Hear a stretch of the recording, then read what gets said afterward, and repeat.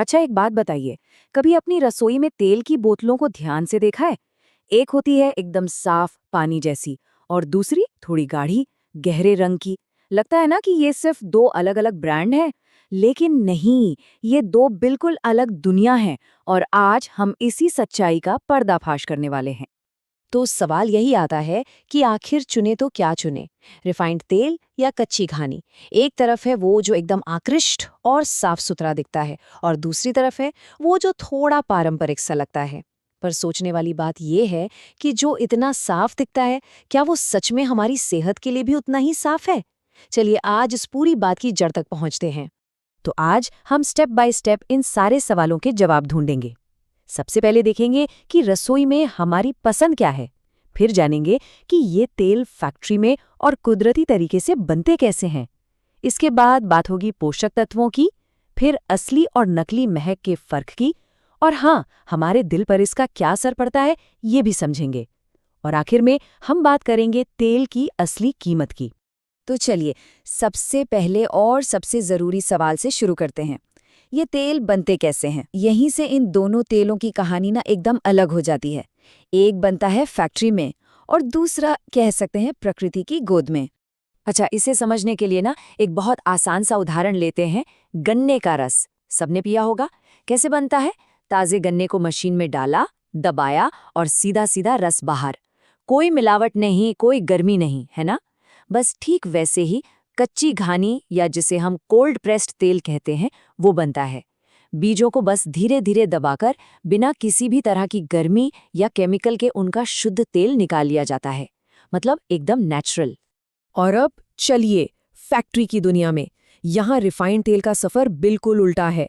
यहाँ मकसद है बीजों से तेल की एक एक बूंद निचोड़ लेना। इसके लिए क्या करते हैं? पहले बीजों को बहुत ही तेज तापमान पर उबाला जाता है, फिर उसमें केमिकल मिलाते हैं और खत्म नहीं हुआ, आखिर में तेल को फिर से केमिकल से ही धोकर साफ किया जाता है। जरा इस नंबर पर गौर कीजिए, 200 डिग्री सेल्सियस। मतलब जिस तापमान पर पानी उबलता है ना, उससे भी 2 गुना। आप सोच सकते हैं, इसी भयानक गर्मी में तेल के अंदर के जितने भी अच्छे कुदरती गुण होते हैं ना, वो सब जलना शुरू हो जाते हैं। सारी की सारी खराबी की शुरुआत यहीं से होती है। और वो केमिकल आखिर है क्या? इसका नाम है हेक्सेन, यानी हेक्सेन। ये कोई मामूली चीज नहीं है, ये एक खतरनाक इंडस्ट्रियल केमिकल है। इसका काम सिर्फ बीजों से तेल की आखिरी बूंद तक निचोड़ना है। जरा एक पल के लिए सोचिए, यही केमिकल हमारे खाने के तेल में मिलाया जा रहा है। तो अब ये तो साफ हो गया कि तेल बनाने के दो बिल्कुल अलग तरीके हैं, एक एकदम नेचुरल और दूसरा पूरी तरह से इंडस्ट्रियल। तो सवाल ये है कि इसका तेल के न्यूट्रिशन यानी पोषक तत्वों पर क्या असर पड़ता है। और यकीन मानिए, यहाँ फर्क जमीन आसमान का है। नतीजा आपके सामने है, बिल्कुल साफ।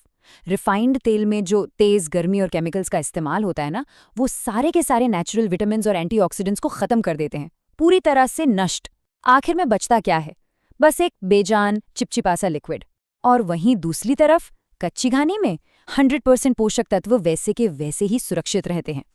एक उदाहरण से समझते हैं, विटामिन ई जो हमारी सेहत के लिए बहुत बहुत जरूरी है।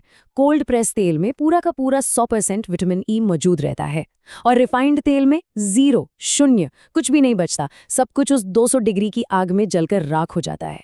अच्छा, अब आते हैं मुद्दे की बात पर। आप खुद घर पर कैसे पहचान सकते हैं कि कौन सा तेल सही है और कौन सा नहीं? और इसके लिए आपको किसी लैब में जाने की जरूरत नहीं है, आपकी अपनी आंखें और नाक ही काफी हैं। जरा इस फर्क को देखिए। रिफाइंड तेल कैसा होता है?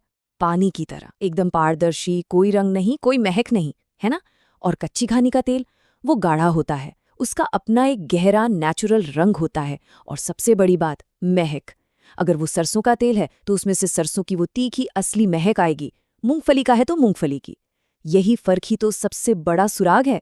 तो फिर सवाल उठता है कि रिफाइंड तेल इतना साफ और बिना महक का होता क्यों है?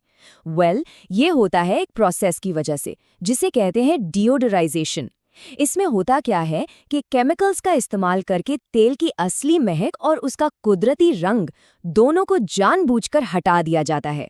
मतलब जो चीज हमें साफ और प्योर दिख रही है, वो असल में केमिकल से धुली हुई है। ठीक है, तो हमने बनाने का तरीका समझ लिया, न्यूट्रिशन का फर्क देख लिया और रंग महक की भी बात कर ली। पर अब आते हैं सबसे ज़रूरी सवाल पर कि इन सब का हमारे शरीर पर और ख़ासकर हमारे दिल पर क्या असर होता है। और यहीं पर मामला वाकई में गंभीर हो जाता है। ये जो आप देख रहे हैं, ये पूरी कहानी को साफ कर देता है।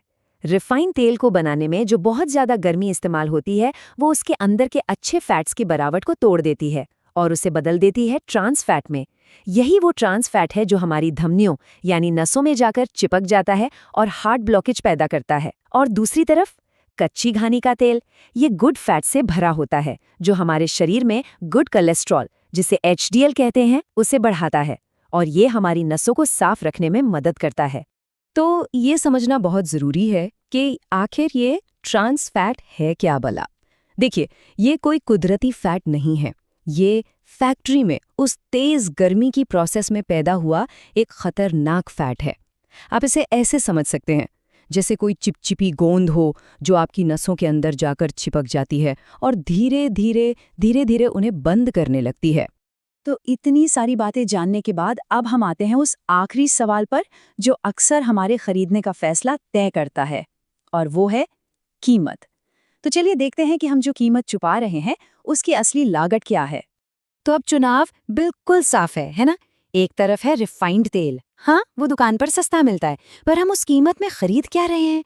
ट्रांस फैट से भरी एक ऐसी बॉटल जिसमें कोई न्यूट्रिशन नहीं है, जीरो। और दूसरी तरफ है कच्ची घानी का तेल, माना कि वो थोड़ा महंगा है, पर हम खरीद क्या रहे हैं? न्यूट्रिशन से भरपूर एक ऐसा तेल जो हमारे दिल की हिफाजत करता है। और ये एक लाइन पूरी बहस को खत्म कर देती है कि ये रिफाइंड से थोड़ा महंगा जरूर होता है, लेकिन अस्पताल के लाखों रुपए के बिल से बहुत सस्ता है। ये बात सोचने का पूरा नजरिया ही बदल देती है ना? आज जो हम थोड़ा सा ज्यादा खर्च करें हैं, वो असल में कल के लाखों के हॉस्पिटल बिल्स के खिलाफ एक छोटा सा इन्वेस्टमेंट है। तो अब हम आपको इसी एक सवाल के साथ छोड़कर जा रहे हैं। बीज से लेकर बोतल तक का ये पूरा सफर देखने के बाद, फैक्ट्री की केमिकल वाली प्रक्रिया और कुदरती तरीके का फर्क जानने के बाद, अब सवाल ये है कि आपके रसोई में जो तेल की बोतल है उसमें असल में क्या है? फैसला हमेशा की तरह आपको ही करना है।